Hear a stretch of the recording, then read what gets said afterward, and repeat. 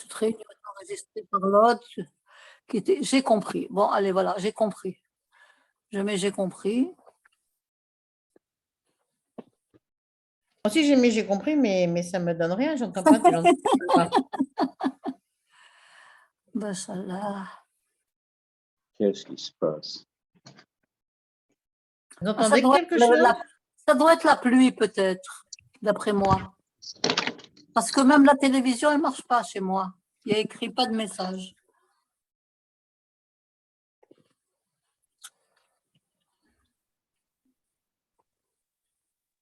Voilà, j'ai Muriel Getsch. Je vais écrire Muriel Getsch. Ah, voilà. Désactiver. Je vais mettre partager. Seule union. D'accord. Bon. Je crois qu'il a dû verrouiller un bouton qui ne sait pas. Il n'a pas déverrouillé un truc. C'est pas possible.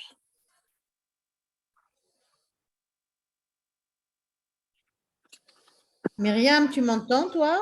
Ouais, je t'entends. Oui, Michel? Bonjour. Bonjour. Moi, je vois. Il faut Monsieur lui consultant. téléphoner, non? Oui, oui, c'est ça. On ne l'entend pas du tout. Bon, je le vois même pas. Si, Oui, moi, moi, je le vois, mais je ne l'entends vois pas du l'image, tout. mais je Attends, je vais lui téléphoner. Ne coupe pas. Je vais lui téléphoner. appelle-le, sois gentil. 5, Non, on l'entend pas. 6, Ça va, Mumu? 32, Ça va super, mamie. Je ne pourrais pas venir demain matin, j'ai un truc à faire, Oh mais là, je reviens après. Il est super le tableau que je suis en train de faire. très J'adore. bien. On peut pas téléphoner, ça doit être bloqué peut-être. Et il ne nous entend pas non plus? Non, Attends. il ne doit pas nous entendre. J'ai pas l'impression. J'ai pas l'impression parce que j'ai essayé de lui demander s'il nous entendait et il n'a vraiment pas bougé. Et c'est dommage parce qu'il a l'air d'être au milieu d'une explication. Oui, non, Ouais. il faut lui téléphoner. Si quelqu'un a son téléphone, lui téléphoner pour lui dire Voilà, qu'il reprenne Caroline, le cours. on n'entend pas Michel. Dis-lui s'il n'a pas verrouillé un bouton parce que tous les gens sont en Zoom, sont là, mais ils le voient, mais ils ne l'entendent pas. Il parle aux gens qui sont en présentiel. Non, je parle à sa femme déjà. Là. Michel, on te regarde tous et on ne t'entend pas. Maintenant, maintenant vous l'entendez? Je ne sais pas, fais quelque chose pour nous. Non, toujours pas.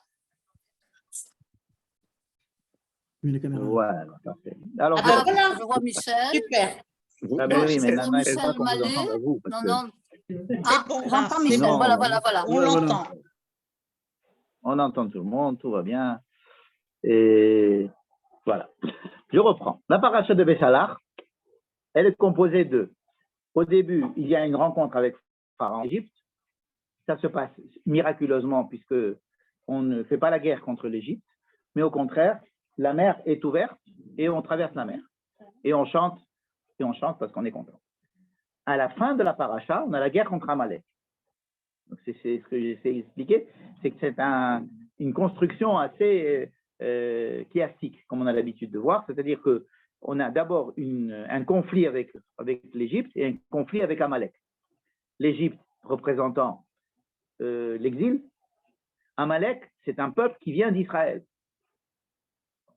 Ensuite, il y a un problème d'eau, et avant la guerre de Amalek, il y a aussi un problème d'eau à Rephidim, où Moïse va monter sur un rocher, va frapper, et il va y avoir de l'eau. Et au milieu, on a la manne. C'est-à-dire que le peuple demande à ce qu'il y ait de la manne, et on leur envoie la manne. Donc, il y a une guerre contre Pharaon, une guerre contre Amalek. Problème d'eau, problème d'eau.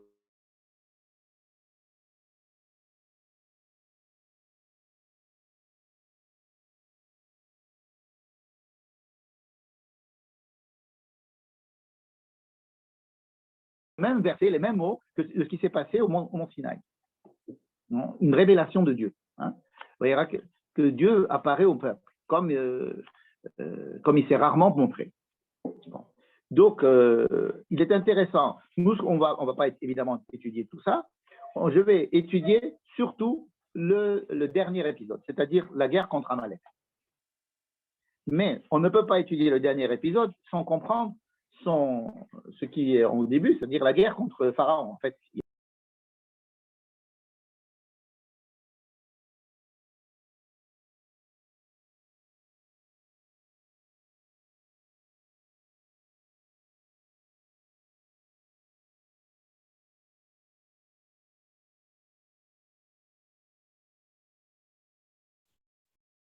Le son a encore disparu. c'est moi. Ouais. D'accord? Donc, on a dit qu'on va essayer de voir simplement le début et la fin de la paracha. Mais tout ce qui est au milieu, on ne va pas s'en occuper ce soir parce que ce n'est pas possible de s'en occuper. Par contre, ce que je peux dire à propos de ce qu'il y a tout au milieu, c'est que le peuple d'Israël parle. Il manifeste, il n'est pas content, il a besoin de faire, mais il parle.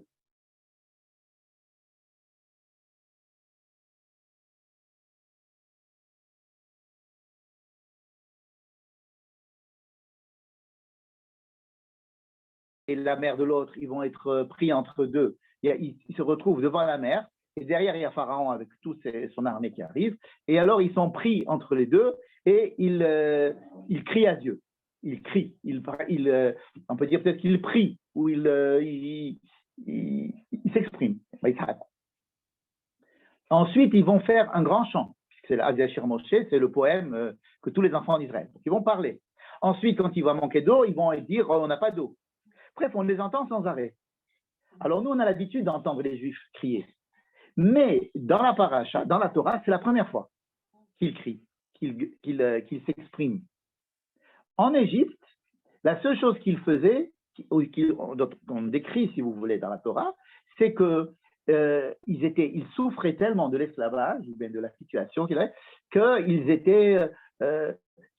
criaient. Mais ils criaient, comme on dirait, aïe, comme quelqu'un qui crie, mais qui ne sait pas à qui il crie, il n'a pas formulé, c'est pas travaillé, c'est pas, il n'y a pas de contenu.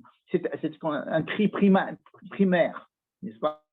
Comme quelque chose qui sort des entrailles et qui doit sortir, mais c'est tout. On ne sait pas vers qui. Hein. C'est la seule chose. Et puis après, pendant toute l'histoire de la sortie d'Égypte, on les entend pratiquement pas. À un moment donné, ils disent Moshe était nul, à cause de toi, ça n'a pas marché, etc. Mais c'est tout.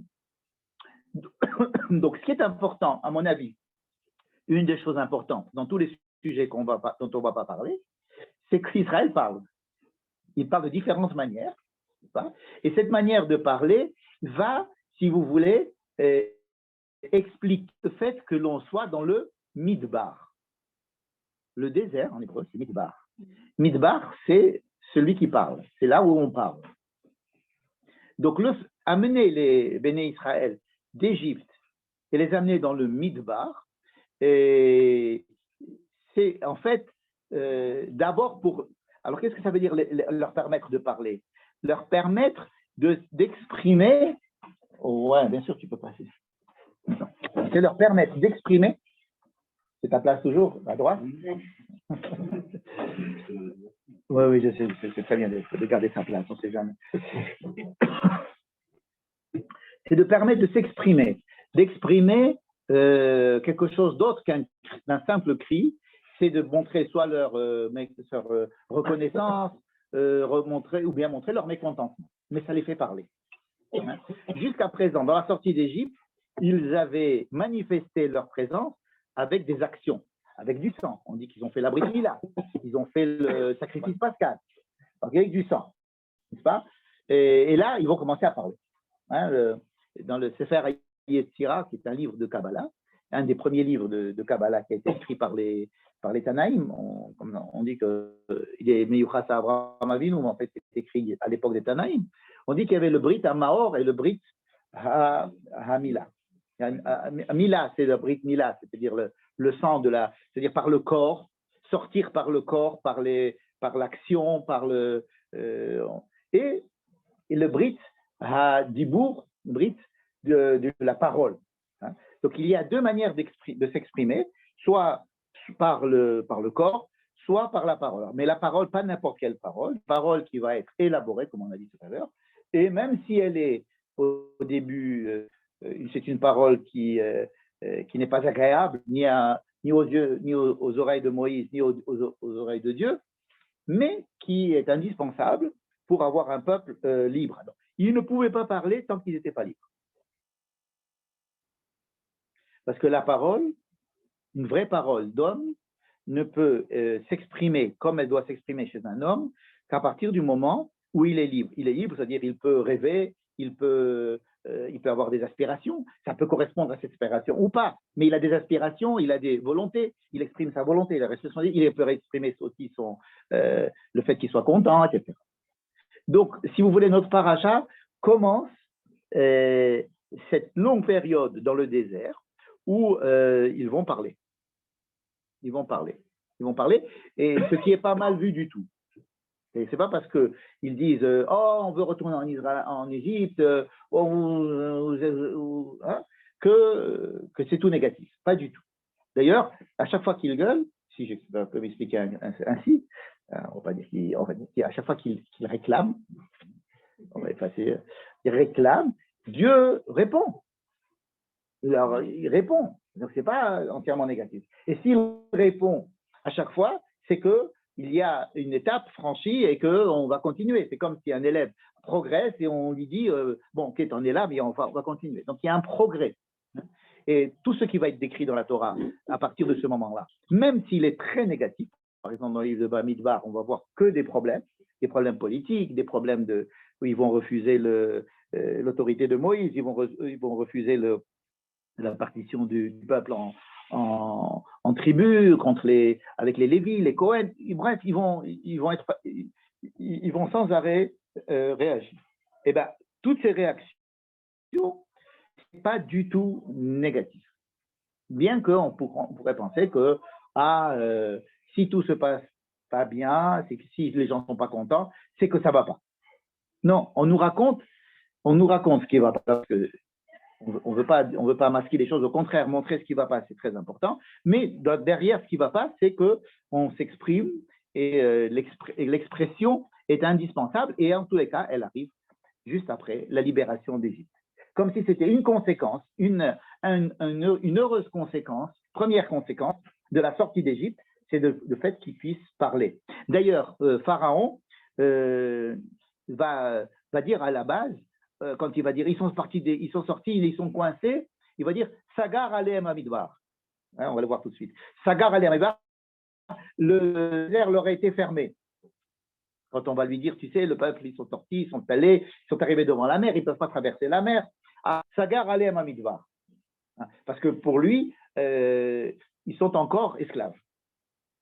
Donc il va aller les récupérer. Ils sont encore esclaves. Or, ce qu'on va voir, c'est que justement, l'eau sagar aleem amidbar. Le désert, la parole n'a pas été fermée pour eux. Au contraire, ils vont déchirer la parole. Ils vont déchirer ce midbar et ils vont donc commencer à s'exprimer. C'est une étape où Dieu leur montre de se taire. Alors, il leur dit pas de se taire, il parle à Moïse en lui disant Matitza Kelai,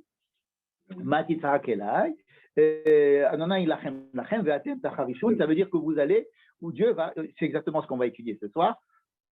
Il y a donc entre ce qui se passe contre Pharaon et ce qui se passe contre Amalek. C'est ça le sujet. Dieu va être en retard sur le débat, mais c'est ça qu'on va étudier. Et vous allez voir que c'est deux manières aux antipodes d'aborder ce problème dont on vient de parler. N'est-ce pas? Donc, je vais commencer déjà les premiers versets de Béchalar, parce qu'ils sont trop beaux pour ne pas les citer. Vahi Béchalar paro et Am. Ouais, non, je peux y aller. Vahi Béchalar paro et Am. Lorsque Pharaon a renvoyé le peuple. Et ce fut lorsque Pharaon a renvoyé le peuple, c'est le début de la paracha, Dieu a préféré ne pas les faire passer par un chemin très court qui les aurait amenés directement en terre de Canaan, parce que je vais vous donner directement l'explication du Rav Yoel bin Nun à ce sujet. Je vais pas, c'est pas notre sujet. Je vais vous proposer la traduction du Rav Yoel bin Nun. Il dit pourquoi est-ce qu'il les a pas fait passer directement par un chemin très court, c'est-à-dire d'Eretz Pelishtim, c'est-à-dire passer par longer la Méditerranée. Ils seraient déjà en terre de Canaan, puisque c'était le but. Parce que cette route et Canaan, la route elle-même, on sait aujourd'hui que la route qui mène d'Égypte en Canaan, c'est-à-dire toute la bande du péninsule du Sinaï au bord de la Méditerranée, était entièrement contrôlée par les Égyptiens qui contrôlaient en fait cette route commerciale qui amenait qui était une route commerciale extrêmement importante qui reliait la Mésopotamie à l'Égypte. Et donc c'était entièrement contrôlé par les Égyptiens. La terre de Canaan elle-même était sous contrôle égyptien. Ça, on le sait aujourd'hui parce qu'on a des lettres que les petits rois des villes de Canaan étaient vassaux d'Égypte et à chaque fois ils demandaient de l'aide et ils devaient donner des comptes. Et il dit que Dieu n'a pas voulu les faire passer par là. Pourquoi? Parce qu'il avait peur. Il a écrit dès qu'ils auront une guerre, alors ils vont revenir en Égypte. Alors on se dit, c'est pas possible. Ça veut dire quoi dès qu'ils vont avoir une guerre? Ils veulent leur faire éviter la guerre. Il nous fait rigoler. Dans la paracha, il y a déjà 2 guerres. Donc, il n'a pas voulu leur faire éviter la guerre. Hein? C'est pas c'est que dans n'importe quelle situation conflictuelle dans laquelle ils rentreront, ils demanderont allégeance à l'Égypte. Ils demanderont toujours à l'Égypte de leur venir en aide. Et en fait, ce que Dieu veut, c'est couper le cordon. Donc, il les a fait sortir d'Égypte.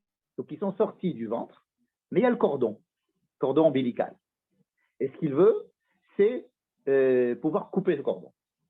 Donc, il ne les a pas fait rentrer directement en terre de Canaan, parce que même la terre de Canaan et même le chemin étaient entièrement sous le contrôle de l'Égypte, et ils auraient comme réflexe d'aller demander aux grands frères égyptiens de l'aide, des conseils, ou revenir, ce n'est pas forcément revenir habiter en Égypte, mais revenir demander conseil. C'est-à-dire la Torah interdit de revenir en Égypte, c'est-à-dire de ne pas revenir à une dépendance, à une tutelle égyptienne, parce s'ils avaient fait, par exemple, s'ils étaient en Israël et qu'ils veulent faire des traités de paix avec l'Égypte, il n'y a aucun problème. On peut faire des traités de paix avec qui on veut. Mais c'était trop fraîchement sortis d'Égypte ils devaient d'abord acquérir une certaine indépendance, un sentiment d'indépendance, et c'est pour ça qu'il va les faire passer par un long chemin.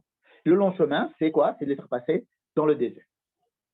Et pour bien sceller cette volonté de Dieu qui ne veut pas qu'ils soient rattachés sentimentalement, psychologiquement à l'Égypte, hein, c'est-à-dire pour développer leur sentiment de liberté et d'indépendance, il va créer une situation où il va les amener dans un cul-de-sac, où il y aura une mer devant eux, peu importe quelle mer c'est, hein, et il va aller chez Pharaon, lui dire « Pharaon, viens s'il te plaît, j'ai besoin de toi encore ».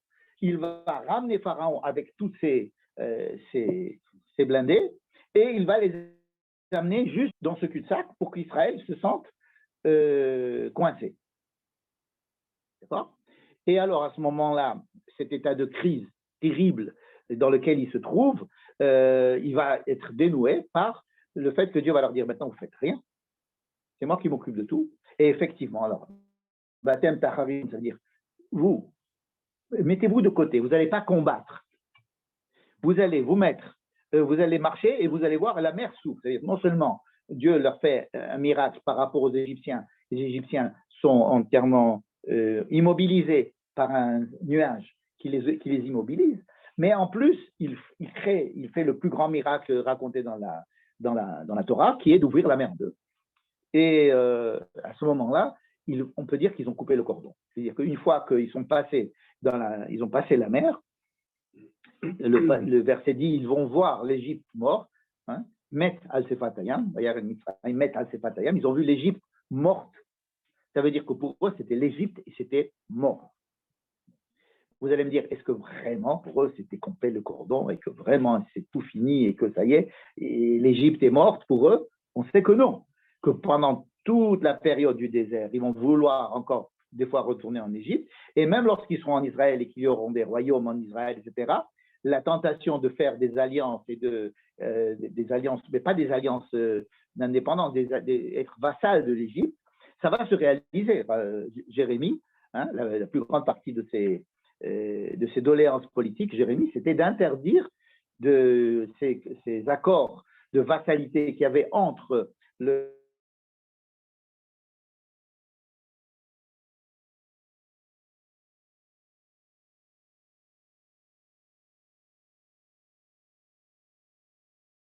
il voulait de vassalité. Avec alors, Babylone. Alors, vassalité avec Babylone. Oui, il préférait une vassalité à Babylone qu'une vassalité à l'Égypte. Mais il faut bien comprendre pourquoi. Parce qu'une vassalité à Babylone, c'est nouveau.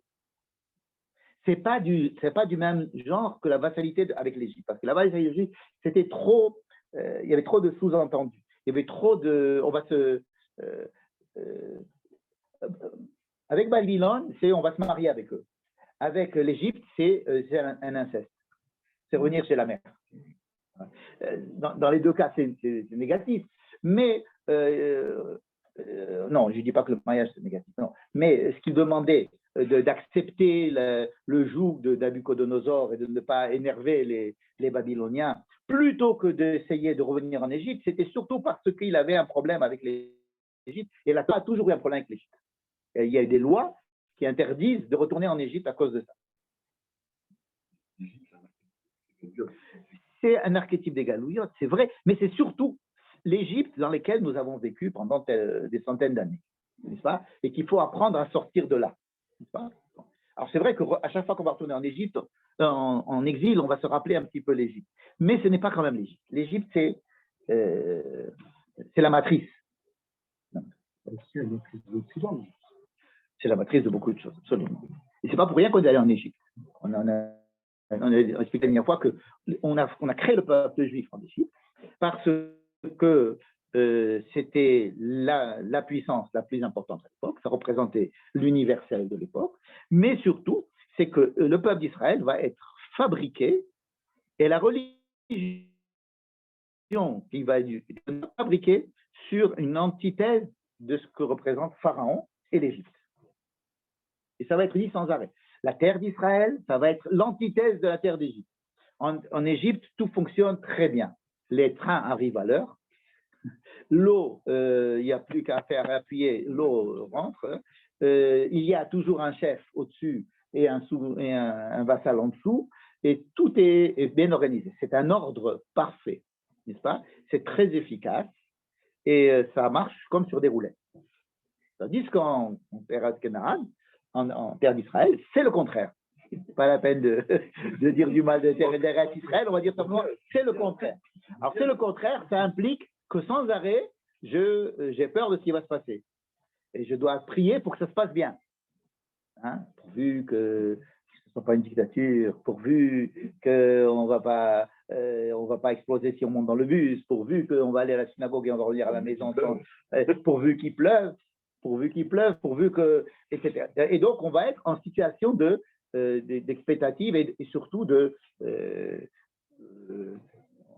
comme ça va être un équilibre instable, on est tout le temps sur le qui-vive et ça va nous demander donc d'agir et de prendre des responsabilités. Et c'est cet état-là que l'on veut favoriser, plutôt qu'un état où tout est tranquille, avec un chef, un sous-chef, sous verochevo, comme il est écrit dans la Shirataya. Chacun monte sur sa monture. Sous verochevo, il y a un cheval et il y a celui qui monte sur le cheval. Et celui qui est sur le cheval, il a aussi un truc qui est sur ses épaules. Donc chacun il y a une hiérarchie. En fait, la pyramide, ça représente. Oui, le monde occidental, il est tout à fait comme ça aujourd'hui. Et d'ailleurs, quand on veut un ordre, avec tous les systèmes les plus antisémites, si vous voulez, où l'antisémitisme est très marqué et très intellectualisé, ils parlent d'ordre nouveau, remettre de l'ordre, n'est-ce pas? Le juif représente le désordre. N'est-ce pas? Donc, c'est assez marquant de savoir que c'est dans cette ambiance, dans l'Égypte, dans cette culture de l'Égypte, que Israël a été formé pour faire le contraire. Vous connaissez l'histoire de Téphilim. On est pratiquement sûr que les Téphilim, c'est en fait ce que mettaient les Égyptiens. Ils mettaient un truc, un totafot sur leur front. Hein, on sait que le mot totafot, c'est un mot égyptien qui veut dire un petit serpent qu'il y avait là, n'est-ce pas?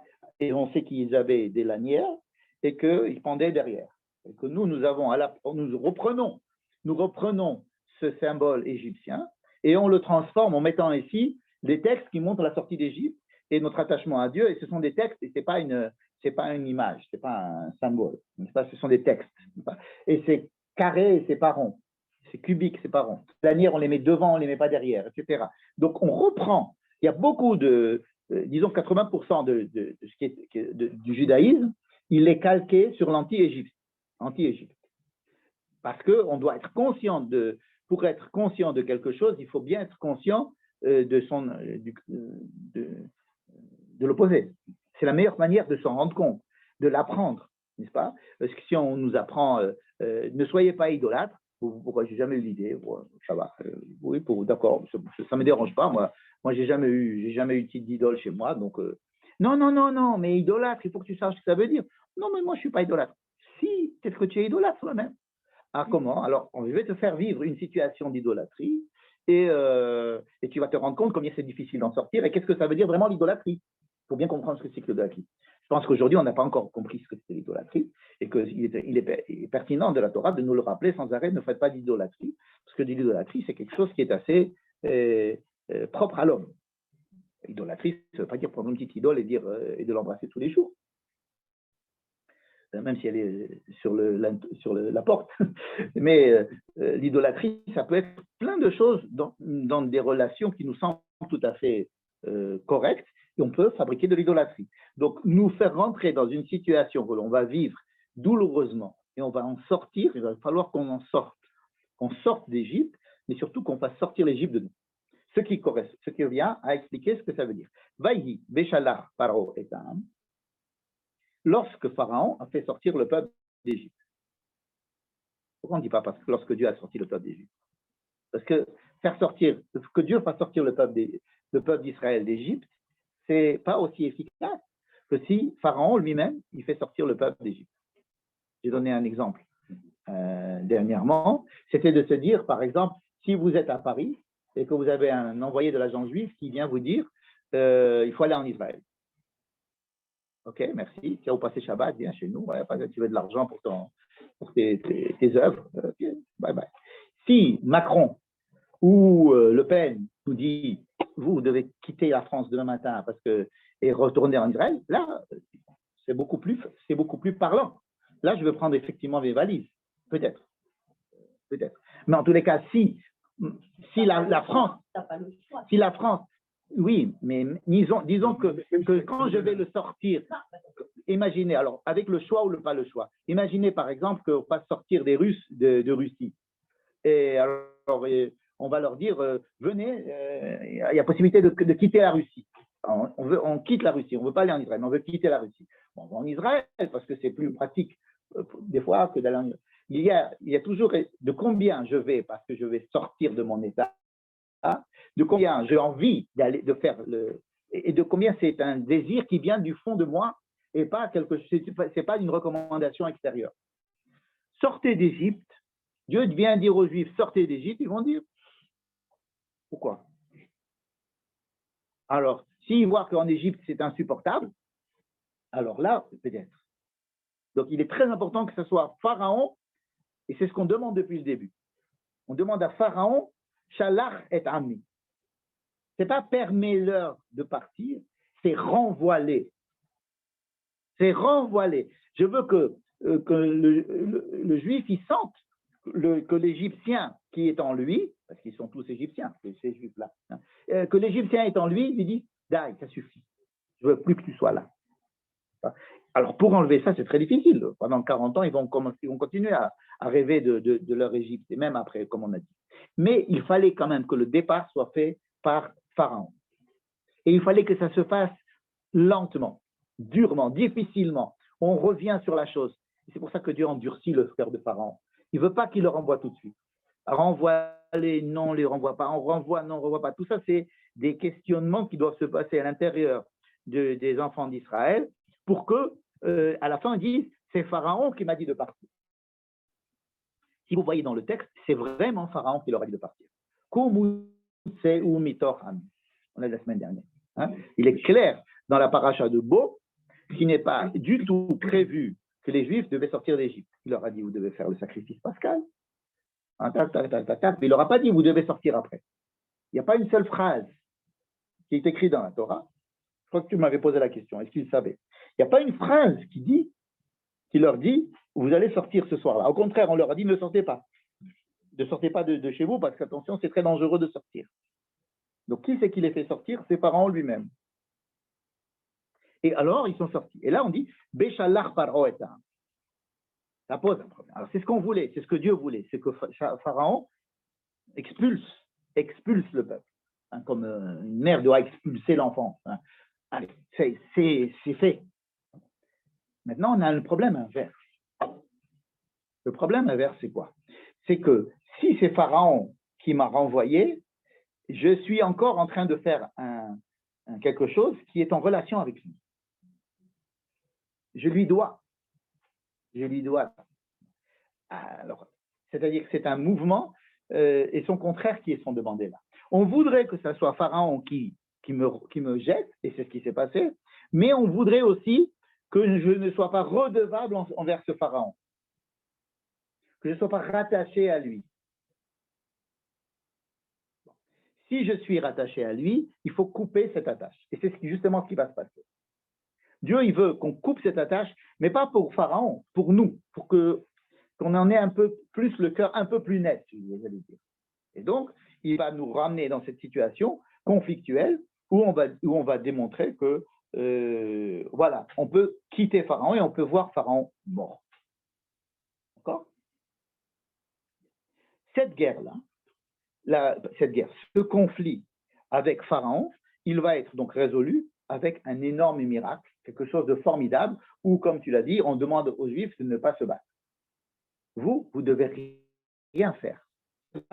Vous devez simplement marcher, vous allez voir, et puis la mer s'ouvre, vous partez, c'est le nirvana. Alors, ce qui se passe là, c'est le 7e jour de Pessah. On en a parlé plusieurs fois. Qu'est-ce que c'est que le 7e jour de Pessah? Sortie d'Égypte, premier jour, mais ils ne sont pas sortis d'Égypte encore. Donc, 7 jours, c'est la représentation de l'histoire qui va se dérouler jusqu'à ce que le 7e jour qui arrivera, on pourra définitivement sortir d'Égypte avec la traversée de la mer. Donc, la traversée de la mer, est-ce qu'elle a eu lieu ou pas? Oui, ça a eu lieu. Mais ce que ça représente, ça n'a pas encore eu lieu. Ça préfigure la fin des temps, où on sera complètement sorti d'Égypte. Alors, on dit, ça commence le premier jour et le 7e jour, ça finit.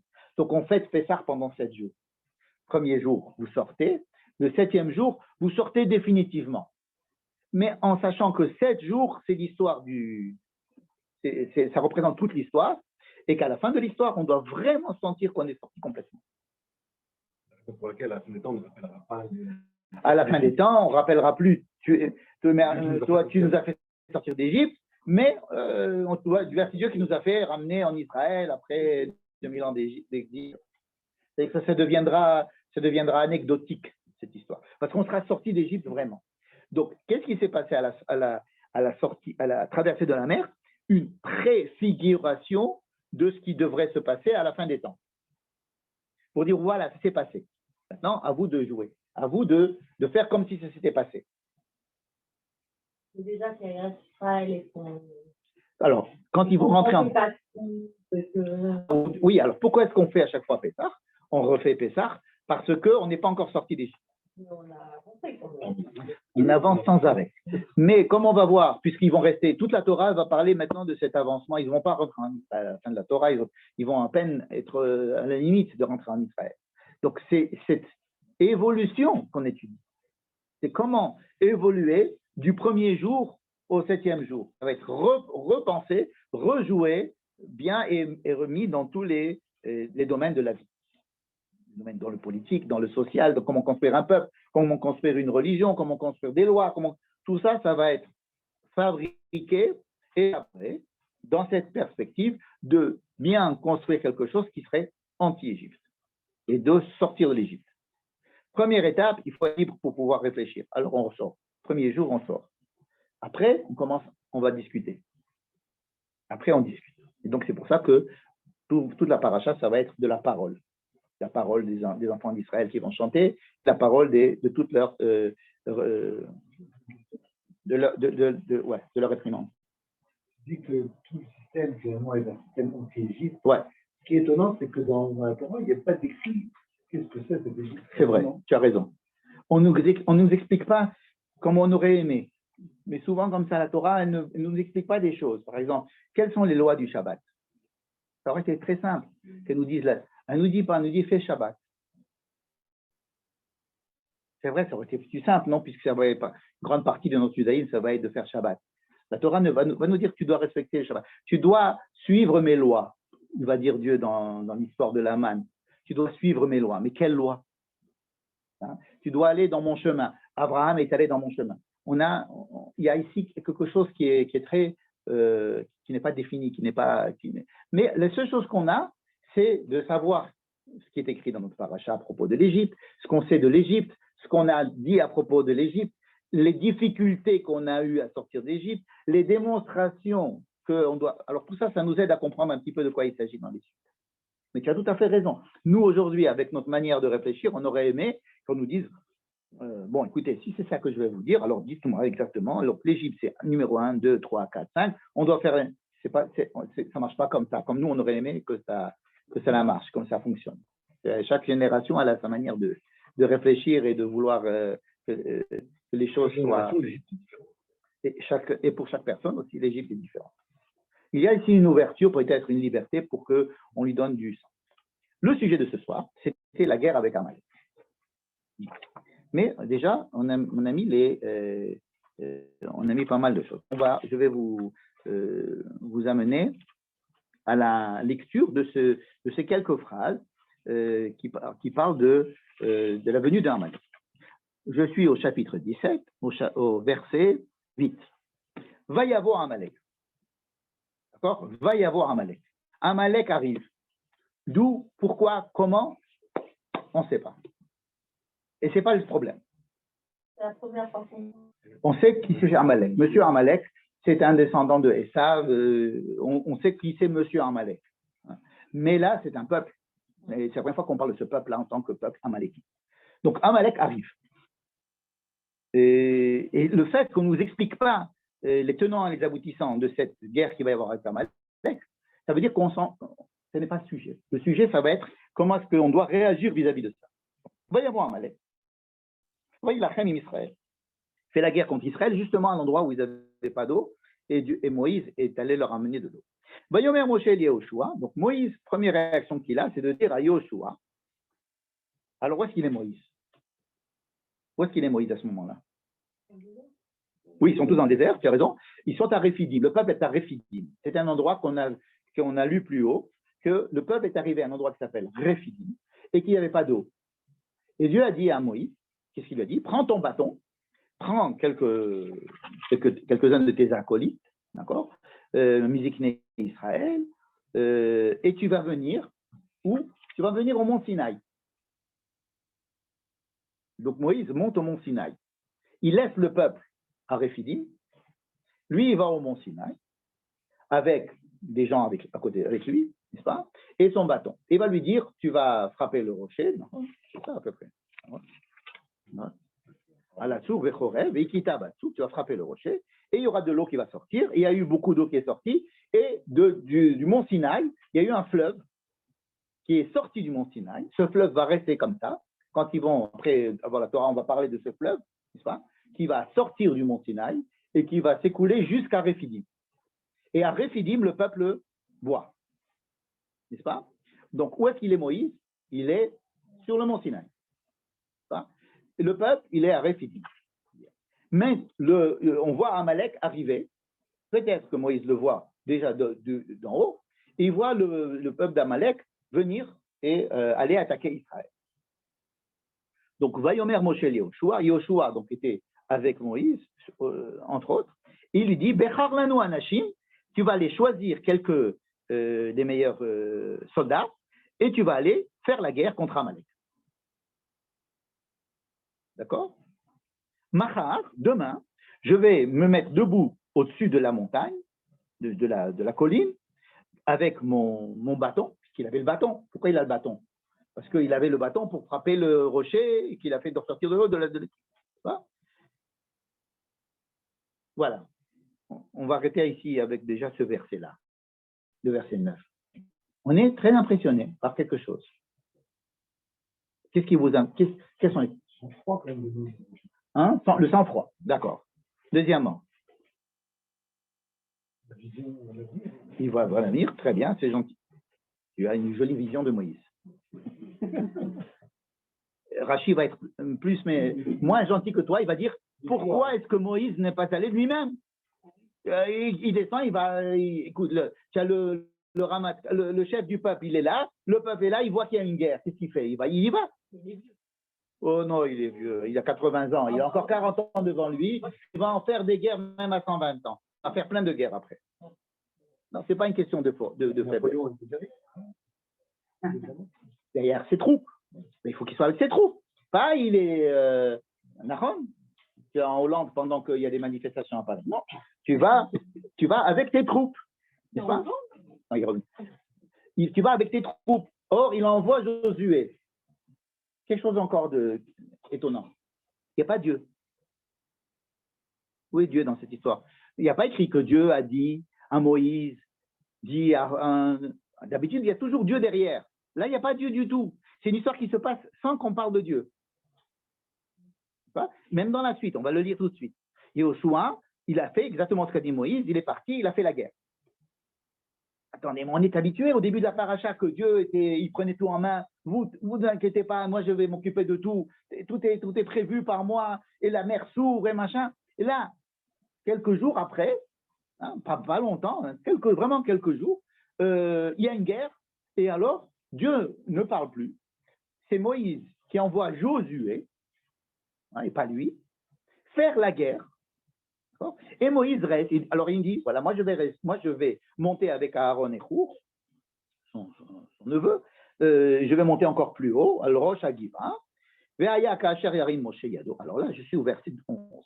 Une autre histoire encore plus étonnante. Lorsque Moïse levait la main, peut-être avec son bâton, parce qu'il avait toujours le bâton, n'est-ce pas? Chaque fois qu'il disait prends ton bâton, et après il va lever la main. Lever la main avec son bâton, mais peu importe, il lève la main. Vegavar Israël. Alors, Israël gagnait la guerre. Alors, attends, qui c'est qui fait la guerre? C'est Moïse ou c'est... Alors, quand il levait la main, le peuple d'Israël gagnait la guerre. Mais quand il baissait la main, le peuple d'Israël perdait la guerre. C'était Amalek qui était plus... On nous décrit une guerre comme ça. Il y a des hauts et des bas dans la guerre. Et Josué est parti faire la guerre. Mais tout dépend de la position de la main de Moïse. Si la main de Moïse est en haut, la main de Moïse est en bas. Alors, d'abord, une remarque du Rav Tamir Granot très intéressante. Il dit, qu'est-ce que tu savais de l'état de la guerre, puisqu'il était par là-bas? Ils disent des gens qu'ils voient ton fou, mais pas ta tête. C'est pas grave, il m'entend. Mais non, mais bon, je sais pas. Alors, on va voir. D'accord, on voit mon cours, on peut en mettre. On dit qu'il était Rosh Hagiva, ça veut dire qu'il était plus dans la montagne. C'est plus haut, l'ordinateur. Le fait qu'il soit Rosh Hagiva, le fait qu'il était Rosh Hagiva, ça veut dire qu'il était au-dessus d'une petite montagne, quelque chose comme ça. On sait qu'il est à Chorev. Hein?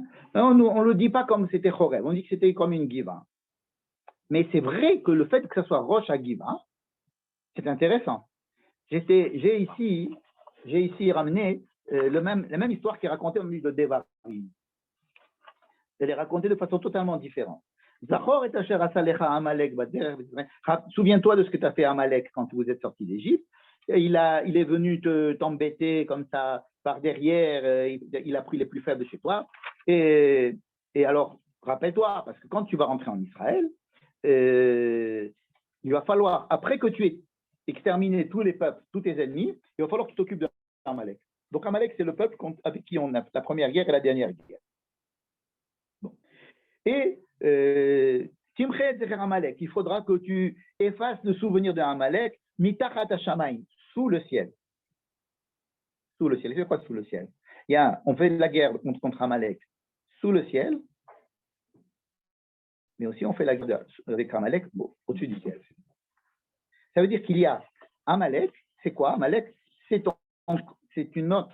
Si on a décrit Pharaon et l'Égypte comme une antithèse du judaïsme tout à l'heure, Amalek, c'est celui qui est parmi les peuples, celui qui représente l'anti-Israël. Et c'est celui qui se mettra toujours contre Israël parce qu'il est contre Israël, en tant contre le peuple d'Israël. C'est-à-dire, il est construit pratiquement pour être celui qui est contre Israël. C'est pour ça qu'on ne va pas faire la guerre contre Amalek tout de suite en rentrant en Israël. On va d'abord faire la guerre parce qu'il faut conquérir le territoire. Mais une fois que tu as conquis le territoire, ça y est, c'est fini. Pourquoi tu dois t'occuper de Amalek? Parce qu'Amalek, il n'a pas besoin de ton territoire. Il s'en fout. Il va peut-être dire que c'est ton territoire qu'il veut, mais ce n'est pas ça qu'il veut. Ce qu'il veut, c'est te détruire toi. Donc la guerre de Amalek, c'est une guerre qui sera toujours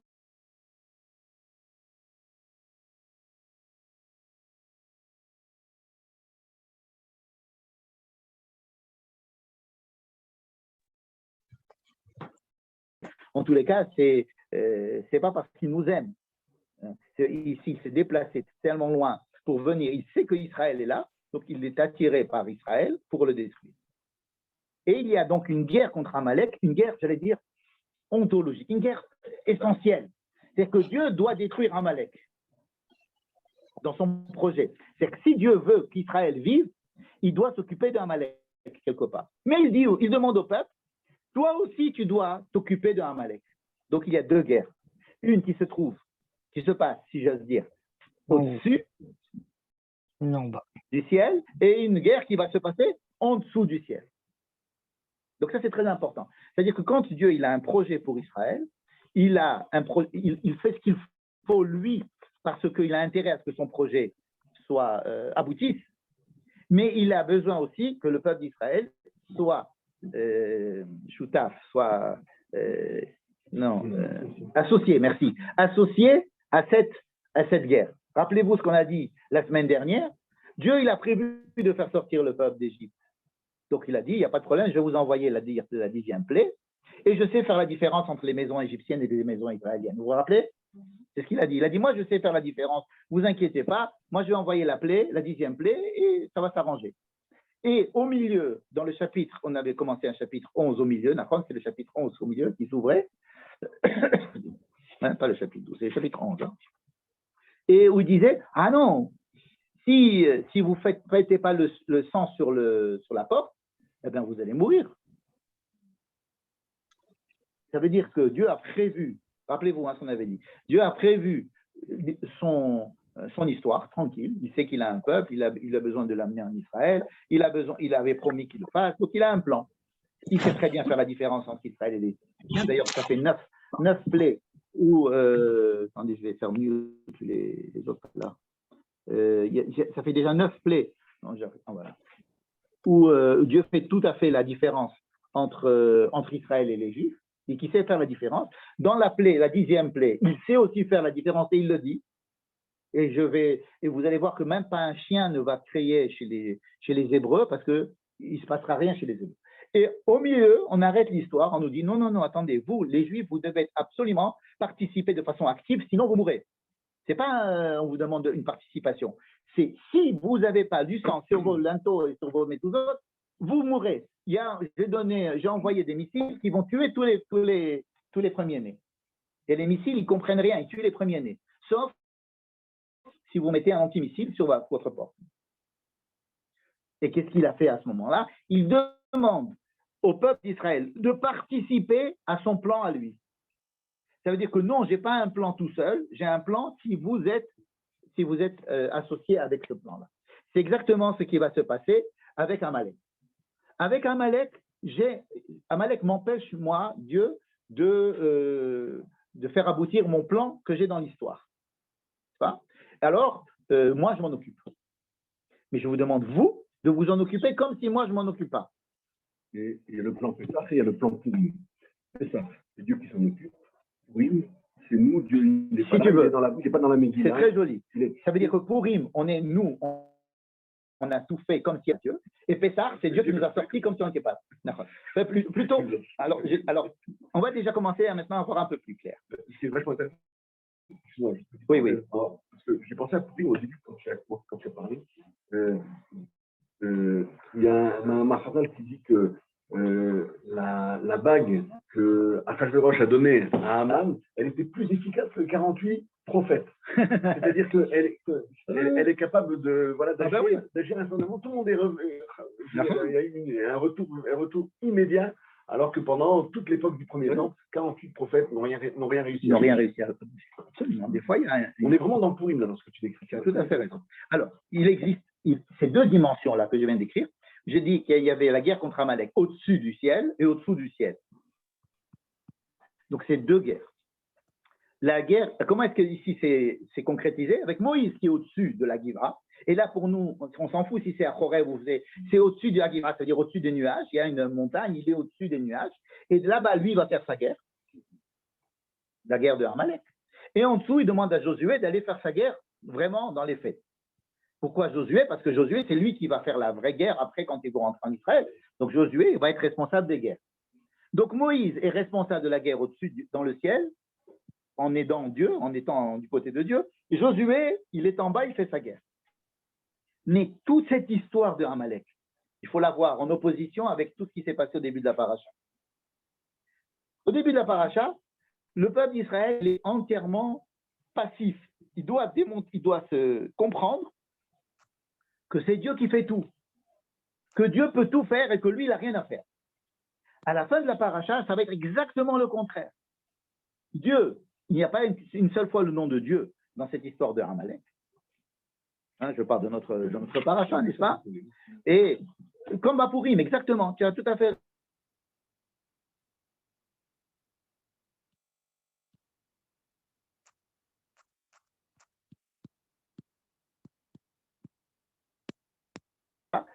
La traversée de la mer, c'est l'apothéose de l'intervention divine sans que le peuple d'Israël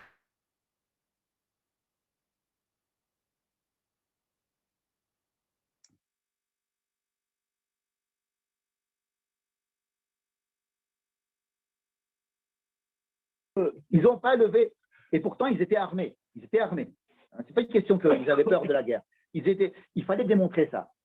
Le Mea Shiloach, je vais le citer ici en parenthèse, le Mea Shiloach, vous connaissez le Mea Shiloach, Ishbitza, Mordechai Yosef Leiner de Ishbitza, il dit, pourquoi ça s'est passé comme ça contre l'Égypte et ça s'est passé comme ça contre Amalek? Bon. On a expliqué que c'était deux manières qu'il fallait que le Juif il soit conscient qu'il doit tout faire comme si Dieu n'existait pas et croire en Dieu entièrement comme si, et même si lui ne faisait rien, n'est-ce pas? Mais pourquoi ça se passe avec l'Égypte et ça se passe avec Amalek? Le Mea Shiloach, il explique, il donne sa proposition. Il dit, l'Égypte, ce sont des gens qui savent ce que c'est que l'efficacité. Si tu ne fais pas, tu n'as pas. Tu dois construire pour avoir ta pyramide. À eux, il faut leur expliquer que tout dépend de Dieu. Les Amalékiens, les Amalécites, les Amalek, eux, c'est Akol Ma'andullah. Tout vient de Dieu. Nous, on n'a rien à faire, c'est Dieu. Comme il a dit le père de celui qui est parti mitrailler les gens à la sortie de la synagogue, il a dit, Dieu a décidé que mon fils soit shahid. Sa mère aussi, elle a dit la même chose. C'est Dieu qui a voulu. C'est pas nous. Il n'a pas décidé d'être shahid. C'est Dieu qui a voulu qu'il tue tous les ans. Donc, on n'a pas de responsabilité. C'est Dieu qui fait tout. Contre Amalek, qui dont la raison de vivre, c'est de venir tuer du juif, si j'ose dire, parce qu'il ne supporte pas qu'Israël existe. Alors, contre lui, il faut faire l'inverse. Pas lui dire, ah ben, toi tu crois en Dieu que Dieu fait tout, ah ben alors nous aussi on va te dire que Dieu fait tout et vous deux, les deux bons dieux ils vont se faire la guerre. Non, tu dois leur montrer exactement l'inverse de ce qu'ils croient. C'est-à-dire qu'en faisant la guerre contre Amalek avec une épée, on va vraiment faire la guerre contre l'idéologie extrémiste de Amalek qui dit que tout dépend de Dieu. Contre l'Égypte qui dit qu'il faut être efficace et tout dépend de l'action de l'homme. Et alors, il faut leur montrer l'inverse. Hein. C'est joli comme. Et alors, il finit en disant en chacun de nous, il y a un peu d'Amalek, un peu d'Égypte.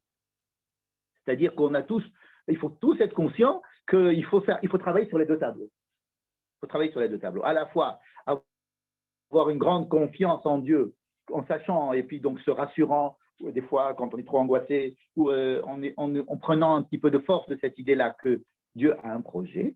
Et de notre côté, prendre sur nous cette responsabilité de l'action et d'agir comme si Dieu n'existait pas. Et donc, ces deux événements qui sont mis au début et à la fin de la paracha donnent à Israël, si vous voulez, le merhav timrun, c'est-à-dire l'espace dans lequel ils peuvent agir, ils doivent agir. Donc, il n'est pas du tout question qu'on a peur qu'ils fassent la guerre. Au contraire, à la fin de la paracha, ils font une guerre. Le fait qu'on leur dit de ne pas faire la guerre au début, c'est parce qu'on a besoin de leur expliquer à eux et aux Égyptiens et à nous qui lisons la Torah que oui, il y a aussi ces domaines-là, cette histoire que Dieu fait tout. Et d'un autre côté, que si tu ne fais pas, tu ne fais pas.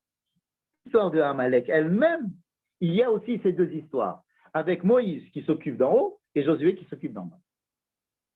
Maintenant, je vais rajouter quelque chose qui va un peu compliquer les choses, puisque c'est ce que j'ai dit, c'est trop simple. Donc, dans l'histoire de Amalek même, on peut dire que Moïse, qu'est-ce qu'il fait Moïse? Moïse n'est pas en train de dire à Dieu, allez, agis, et puis on ne le voit pas en train de dire un mot à Dieu. Il n'y a pas de discussion entre Moïse et Dieu. Donc, on ne peut pas dire qu'il est en train de faire la guerre de Dieu complètement. Il a le bras élevé. Alors, le bras levé, on va peut-être finir sur ça. Le bras levé, mais le bras était lourd. Hein? Le bras de Moshe était lourd. Il était Moshe Kevedim. Alors, ce qu'il faisait, c'est que il faisait comme ça. Hein, et puis Israël perdait la guerre. Il y avait des morts. Ah mince. Alors, qu'est-ce qu'ils ont fait? Ils ont mis des pierres. Ils ont mis un truc pour soutenir ses bras. Pour que ceux qui étaient avec lui, Aaron et Khour, hein, ils ont mis Tamchou Beyadav, ils ont commencé à prendre sa main, ils l'ont levé, comme ça, tu vois, parce que c'est de ça que ça dépend. Alors, qu'est-ce que c'est que ça veut dire que, qu'est-ce que c'est que ces mains de Moïse? C'est la prière de Moïse. Imaginez que vous savez que quelqu'un proche est en train de subir une opération à l'hôpital, et qu'est-ce que fait? Bon, moi je prends un livre de Tehillim et je lis Tehillim. Bon, je lis après un de Tehillim 3, je dis bon, est-ce que je sais si ça aide ou si ça aide pas? Est-ce qu'on sait? Moïse, il ne voit pas le peuple. Il est loin du peuple. C'est-à-dire que même la prière elle-même, elle a besoin d'avoir un soutien. Parce que, allez savoir si ça aide pas. Et combien je vais prier. Et vraiment, est-ce que c'est utile? Est-ce que ça sert? Et même si ça sert, je vais quand même me fatiguer à un moment donné. Je vais fatiguer mon attention, je vais fatiguer ma concentration, je vais fatiguer ma foi dans le fait que je fais une prière. Ça veut dire que même dans l'action de Moïse, il ne faut pas croire que c'est une action divine, c'est une action humaine. Moïse, on le décrit comme un homme. C'est la première fois qu'on dit que Moïse était fatigué. Il a fait des milliards de choses 40 ans après. Mais là, il avait ses mains fatiguées. Ça veut dire quoi, il avait les mains fatiguées? Ça veut dire que c'est une action humaine. C'est la prière. C'est le domaine de la prière. C'est un domaine. C'est pas comme un jukebox. C'est pas je fais une prière, je reçois un truc. Là, tu fais une prière pour gagner au loto, hop, tu joues au loto, tu as gagné. Tu fais une deuxième prière, hop, tu as encore un truc. On sait très bien que c'est pas comme ça que ça marche les prières du tout. Ce qui donne plus de valeur à la prière, puisqu'il c'est pas un jukebox. On voit pas et on est fatigué, ou bien en remplaçant le mot prière par la foi, la émouna. Il y est bécéder. Disons que Moïse, il a la foi, il est optimiste. Combien on peut être optimiste? Des fois, on est un peu moins optimiste, on est pessimiste. Alors, remonte. Ça veut dire que même l'action de Moïse au-dessus de la Giva, c'est l'action, si vous voulez, spirituelle ou la volonté que ça marche en faisant des efforts sans être sûr que ça va marcher. Et bien ça aussi, il y a de la faiblesse là-bas.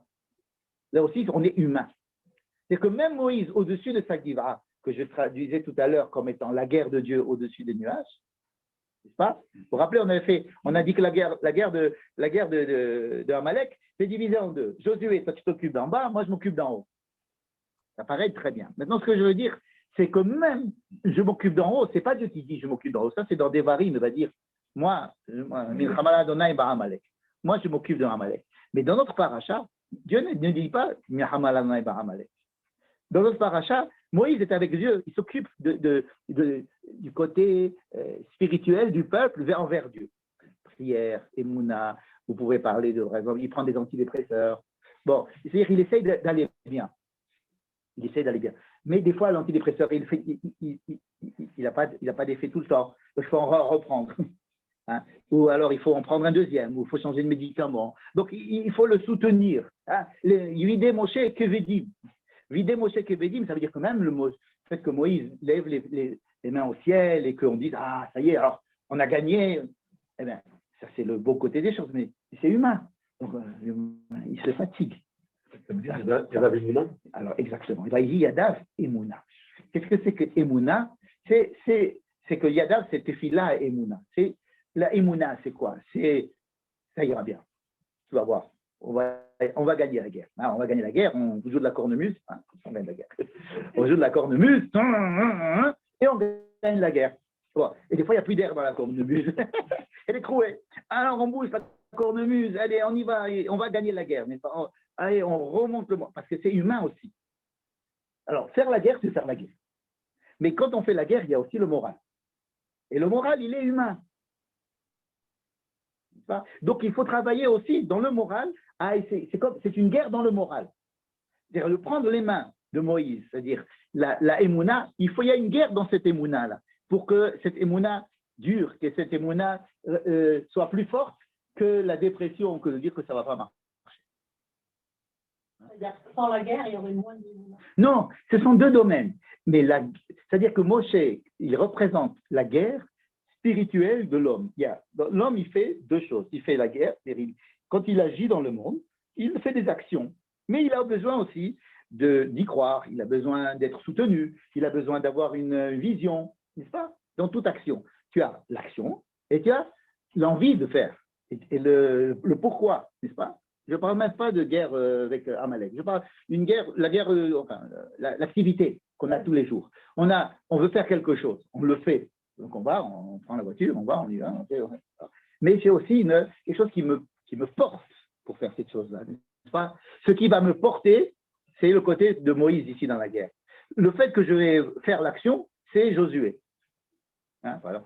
J'ai des invités, je vais aller faire le marché pour acheter les victuailles, faire le marché pour pouvoir préparer le manger, on a des invités, d'accord? Donc qu'est-ce que je dois faire? Je dois aller prendre la voiture, je vais aller faire les courses, je vais acheter le manger, etc. Donc ça fait, je suis dans l'action. Mais qu'est-ce qui sous-tend tout ça? C'est le plaisir, c'est le projet, c'est l'espoir, c'est le rêve, c'est tout ce qui se représente au-dessus du ciel. Il y a ce qui est fait au-dessous du ciel, vous voyez? Donc il y a, si vous voulez, ces deux composantes qui représentent, si vous voulez, les deux composantes qu'on a dit tout à l'heure, à savoir, je sors d'Égypte, ça veut dire quoi? Il faut falloir que tu prennes un agneau, tu le coupes, tu le mets, tu prends un bâton, tu fais des matzot, tu fais trucs, c'est ça la sortie d'Égypte. Ou alors non, la sortie d'Égypte, c'est aussi de dire, attends, mais d'où on sort, où on va, pourquoi, qu'est-ce que c'est? Tout le midbar, c'est on va commencer à exprimer les choses, à leur donner un sens. Est-ce que vraiment ça vaut le coup de sortir d'Égypte? Où on va? Pourquoi est-ce que c'est toi qui nous dirige? Comment est-ce qu'on va s'organiser? Et qui c'est Dieu? Et pourquoi? Etc. Donc ça, c'est la mashmaout, c'est-à-dire le sens donné aux choses. C'est ce que le Sefer Yetzira a parlé de Brit HaMaor et Brit HaLashon. C'est-à-dire la parole et la Brit Mila, et le sang. Ça veut dire le corps et la parole. Alors ce corps et cette parole, ce sont les deux composantes de la sortie d'Égypte. Parce qu'on est sorti d'Égypte en faisant des choses avec notre corps, et après, il y a la parole. Alors la parole, ça va durer beaucoup plus parce qu'il va falloir élaborer cette parole, recevoir la parole de Dieu. Il faut être capable de parler, il faut être libre pour pouvoir parler. Donc ces deux composantes, à la fois le corps et l'esprit, l'action et la réflexion, ça va être représenté à l'intérieur même de la guerre contre Amalek. Il y a des gens qui vont aller vraiment combattre, prendre des soldats et va avec Josué qui va aller combattre. Et puis Moshe qui fait aussi une action qui est humaine. C'est l'action de donner du sens, d'essayer de l'espoir, de donner du courage, d'essayer d'élever le débat. On va expliquer pourquoi est-ce qu'il est important de combattre Amalek, pourquoi est-ce qu'on est Israël, pourquoi Amalek veut nous combattre, est-ce qu'on a une chance contre Amalek, mais ça aussi, ça a besoin d'être alimenté, d'être aidé, d'être soutenu, n'est-ce pas? Donc, ce n'est pas simplement l'histoire de Dieu est là-haut, il fait tout ce qu'il faut pour Amalek. Ça, on va le voir dans Devarim. Mais dans notre paracha même, il y a a les deux composants. Et les deux composants sont humains. À la fois, la partie de Josué est humaine, elle est du domaine de l'action, et la partie de Moïse est aussi humaine, elle est dans le domaine du sens. Donner du sens à l'action. Pas? Donc, c'est pour ça qu'ils se sont partagés le boulot, en disant, toi, tu vas faire l'action, et moi, je vais faire le sens. Le sens avec le bâton, etc., au-dessus, et donc d'avoir une perspective. Rosh Hagiva, pourquoi il n'y a pas écrit qu'il était à Chorev, au Sinaï, alors qu'il s'agit de Sinaï, mais on l'appelle Rosh Hagiva, parce que je prends de la hauteur, et c'est donner du sens à la chose.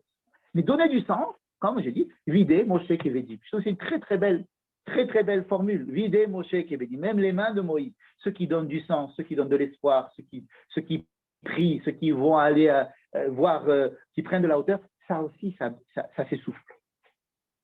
Ça aussi, il faut ça aussi l'alimenter. Il avait besoin, Moïse, il avait lui aussi besoin d'être alimenté par ses acolytes qui l'aidaient à lever ses bras. Donc, ce n'est pas parce que c'est quelque chose de spirituel que c'est inépuisable et que c'est permanent. Même le spirituel, même donner du sens, même avoir de l'espoir, même être optimiste, ça a besoin d'être alimenté exactement comme on a besoin d'alimenter une guerre avec des soldats et des armes, n'est-ce pas? Et tout ça, c'est l'aboutissement d'une paracha qui, à mon avis, préfigure toute l'histoire d'Israël.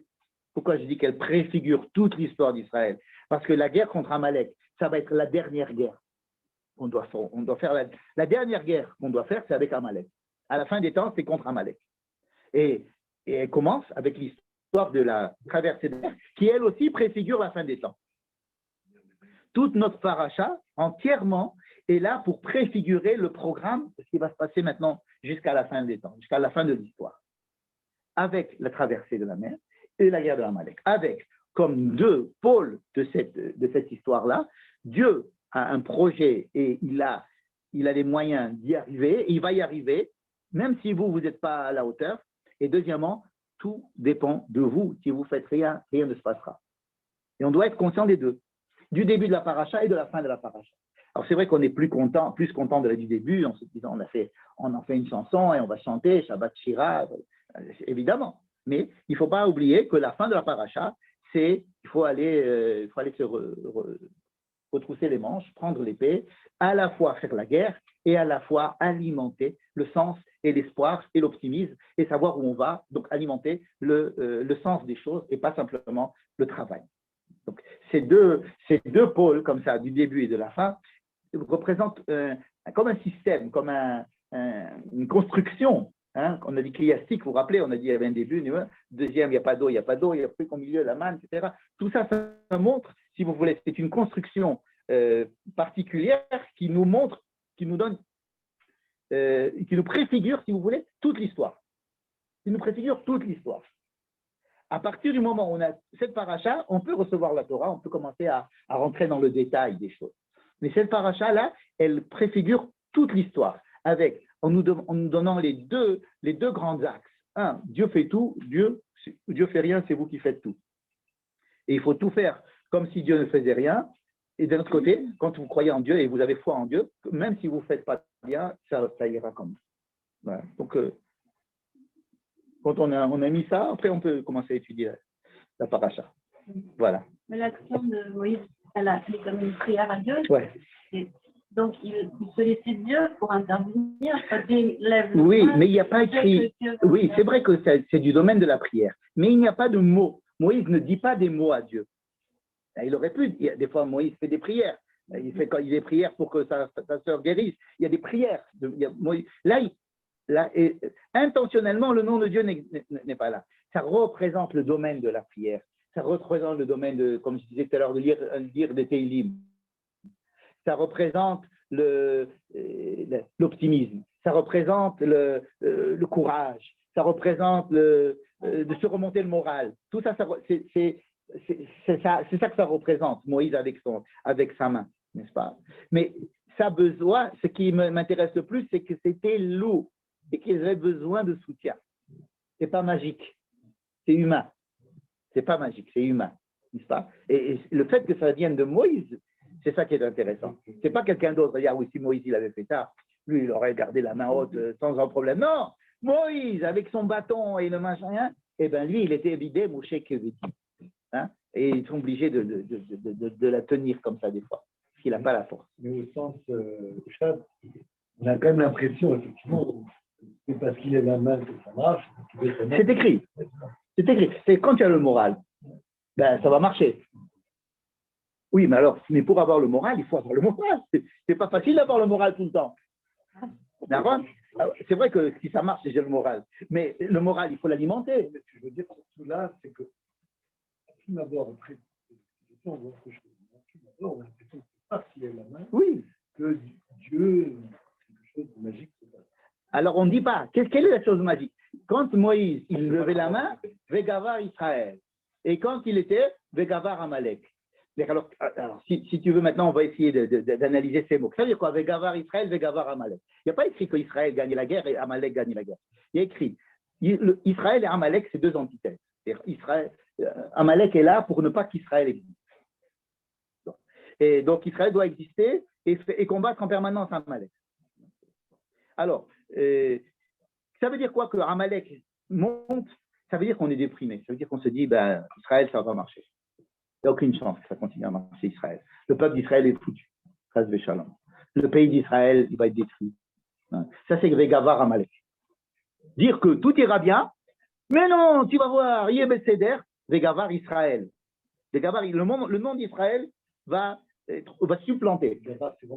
Gavar, ça veut dire il va gagner, ouais, il va être renforcé. Il va être renforcé. Donc, Vegavar Israël ou Vegavar Amalek. Qui c'est qui l'emporte? Ça dépend si la main est en haut. Ça veut dire, ça décrit bien ce que c'est que cette main. C'est le moral. C'est de se dire, il y a du sens. Oui, comme il a dit Herzl, si vous voulez, ça sera, comme il a dit Enzo Agada. Hein? Comment c'est possible? Oui, oui, ça ira. Alors, quand Herzl disait cette phrase, tout le peuple a dit, on va vous fonder le truc. Mais quand l'autre, il a dit, non, ça ne va pas marcher, hein, alors les espoirs tombaient. C'est exactement ça qui se passe. Vegavar Israël ou Vegavar Amalek. On ne dit pas il y a eu tant de morts, Josué a perdu la guerre. Parce qu'il n'était pas là-bas. Il n'était pas là-bas. Lui, il est là et d'autres, ils sont là-bas. Et quand j'agis, moi, Moshe, je ne vois pas si ça marche là-bas. C'est comme quand je suis ici à Jolie Teilim, je ne sais pas ce qui se passe à l'hôpital pour la personne pour qui je le dis Teilim. Hein. Donc, je fais ce que je dois faire, n'est-ce pas? Alors, si on relie les deux, alors il y a le chef d'Israël qui est là et qui a de l'espoir que ça marche, que oui, qui va insuffler après de cet espoir, alors Israël gagnera. Mais si tu te dis, on n'a même pas commencé l'histoire et déjà il y a Amalek qui vient nous détruire, qu'est-ce que c'est que cette histoire? Tu nous as fait partir d'Égypte pour qu'on vienne, tu nous as mis là, bon, et Dieu n'intervient pas. Il n'interviendra que dans le livre de Devarim. Ici, il n'intervient pas. Ça veut dire que c'est uniquement la problématique humaine face au problème. Comment est-ce que tu dois réagir face au problème? Dieu, on s'est occupé de lui au début de la paracha, si j'ose dire. Là, c'est pas de Dieu. Toi, qu'est-ce que tu fais face? Tiens, à la fois, il faut agir et avoir du sens. Il faut donner du sens aussi pour que ça marche quand tu vas agir. Si tu n'as pas cet optimisme-là, alors peut-être qu'en bas, effectivement, Vegavar Amalek. Mais si tu as cet optimisme, Vegavar Israël. Alors, je traduis ça en optimisme et pessimisme, mais vous pouvez mettre tous les autres mots que vous voulez. D'accord? Voilà. Parfait. Vous n'avez pas de questions, n'est-ce pas? Non. Vous n'avez pas de questions. Bravo. Peut-être que vous êtes pas là d'ailleurs. La brite dont tu as parlé, on peut dire que c'est bonsoir. Brit Mila, les deux, c'est la Brit Mila. Il y a la Brit Mila et la Brit Mila. Les deux, c'est Mila, parce que tu fais le jeu de mots avec le mot Mila, qui est le mot en même temps et le mot truc. Oui, c'est une. C'est bien. C'est une blague qui a déjà été donnée, qui a été racontée depuis longtemps. Non, c'est pas une blague. C'est pas une blague. Tu as raison. Brit Amaor et Brit Alashon, voilà. Bon. J'espère que je vous ai donné des directions de lecture. Voilà. Direction de lecture. On peut commencer à étudier la paracha. Finalement, en fait, Michel, quand la main levée de Moshe, c'est la participation comme mettre le sang sur le mashkof. C'est-à-dire que il y a à ce moment-là, quand Israël s'identifie, quand chacun s'identifie avec en étant Chelek Mi'am Israël, alors on ne se bat pas pour toi, mais on se bat, mais Zerut Nefesh, pour le Ham Israël. Pour le Quand la main est en bas, c'est comme s'il n'y a pas de sang. Et donc, le combat, c'est chacun pour soi, pour sauver sa peau. Donc, dans ces cas-là, Gover Amalek. Ça correspond au sang, c'est contre-productif dans mon. C'est peut-être vrai ce que tu dis, mais ça ne marche pas dans ce que j'ai dit. Toi, tu cites maintenant le Midrash qui est rapporté par Rashi, qui dit que quand Moïse levait le bâton, alors tout le monde levait les yeux au ciel. Enfin, ils font comme s'ils étaient tous ensemble. Donc, ils montaient la direction, tout le monde levait les yeux au ciel, ils croyaient en Dieu et ils gagnaient la guerre. C'est le Midrash qui dit ça. Maintenant, est-ce que ça correspond avec mettre le sang? Parce que mettre le sang, c'était une action, c'est Brit Amila, c'est l'action elle-même. Mettre le sang, c'est le corps, c'est l'action. Alors c'est s'identifier avec le alors Israël. que Moshe, c'est pas dans l'action, il est plutôt dans le sens. Tu comprends? C'est pour ça que j'ai du mal à comparer le fait qu'ils mettent sa main en haut comme si on mettait le sang sur le mashkov. C'est vrai que c'est le même mouvement. Mais là, ça correspond plus à l'action, le sang, hein, qu'ils ont fait en Égypte. Ils sont sortis, quoi. Ils ont pris la bagnole et ils sont sortis. Tandis que Moïse, avec sa main tendue, c'est plus donner du sens aux choses et donner permettre ensuite la parole qui va être donnée par lui au même endroit. Tu vois ce que je veux te dire? Dans ce sens-là, je préfère les laisser en opposition, les deux. Bon, ça aussi, il y a un truc, c'est que Moïse, il faisait une chose, Josué faisait une autre. Mais quand c'est la même personne qui doit faire les deux, c'est plus difficile. Tu as raison. Tu as tout à fait raison. Quand c'est la même personne qui doit faire les deux, c'est plus difficile. Alors, des fois, ça se passe dans le couple. Des fois, ça se passe entre amis. Des fois, ça se passe dans le peuple avec plusieurs parties du peuple. Mais la plupart du temps, ça se passe à l'intérieur de la personne. Bien. Le psychosomatique, c'est de ça qu'il s'agit aussi. Le psychosomatique. Ça se passe chez une seule personne, hein. Le psycho et le somatique. C'est Brit Amao, Brit Alashon. Mais on ne peut pas, pour décrire la chose entre deux personnages, c'est plus facile pour le comprendre que si ça doit se passer dans une seule personne, c'est plus difficile peut-être à mettre en mots. Le fait que ça soit Josué et Moïse, c'est plus facile pour nous de comprendre de quoi il s'agit. Mais en fait, tout se passe dans une seule personne. Comme a dit le Mea Shiloach, nous avons tous un peu de Pharaon et un peu de Amalek en nous, et il faut les combattre les deux des deux manières. Et un peu de Moïse et un peu de Yoshua. Et il faut avoir un peu de Moïse, un peu de Josué. Ah, tout à fait. Exactement. On doit être un peu Moshe et un peu Yoshua. Tout à fait. Bien. Ici, déjà, ils sont partis. Alors, je vous embrasse. Merci beaucoup d'avoir suivi. Merci, Merci Michel. Merci beaucoup. Bonne soirée. Merci. Bonsoir, merci. Ouais.